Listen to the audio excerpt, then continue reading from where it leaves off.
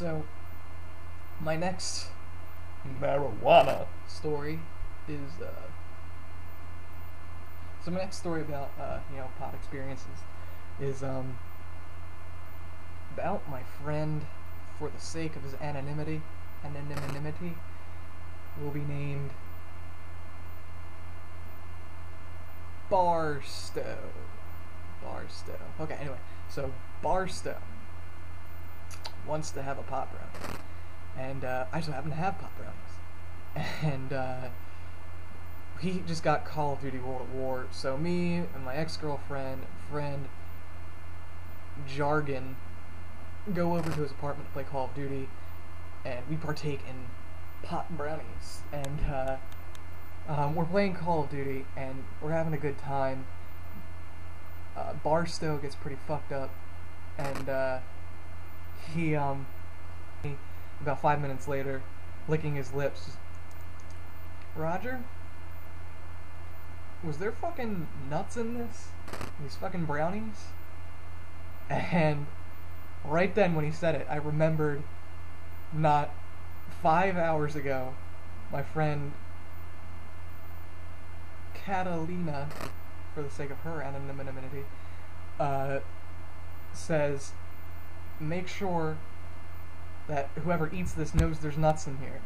And then my face just fucking turned white. All the blood was gone, and I was like, oh, fuck. Because Barstow so happens to be ungodly allergic to walnuts. And I think he knew, just by the look on my face going from that there was fucking walnuts in there, and I was like, dude, I am so fucking sorry. And he's okay with it at this point because he's drinking ice cream and cold root beer floats with vodka in it, so it's going down his throat and it's soothing it. And he's good. Then he's high for a little bit. Half hour later, goes, I think I'm gonna eat the rest of it. I was fine for the first half of the brownie. I think I'll eat the other half of the brownie. I'm like, we're all like, okay, whatever. And I just want to play Call of Duty. I don't really give a fuck if he eats the damn thing. He's not dying yet. And so he eats the thing. Then we play for another 15 minutes. Then he goes to the bathroom. He comes out, and I swear to God, I wish I had something to.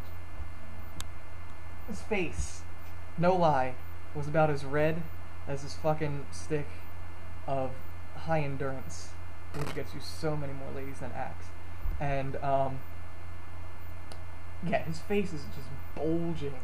It looked like a patch of killer bees just fucking skull fucked him to death. And he was like, guys, don't think I'm doing good.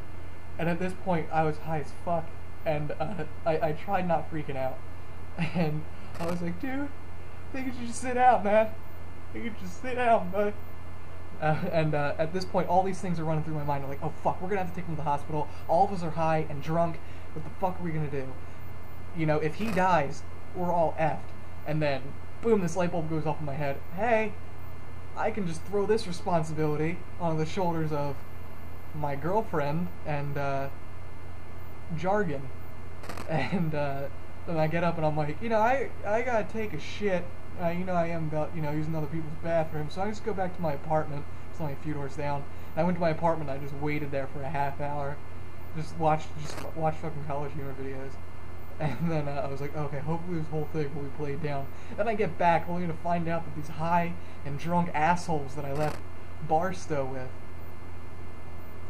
were, retarded enough to give him like a gallon of NyQuil, Benadryl, fucking codeine, and all this other shit. And at this point, I'm pretty convinced he's gonna die. And then I started praying to God. And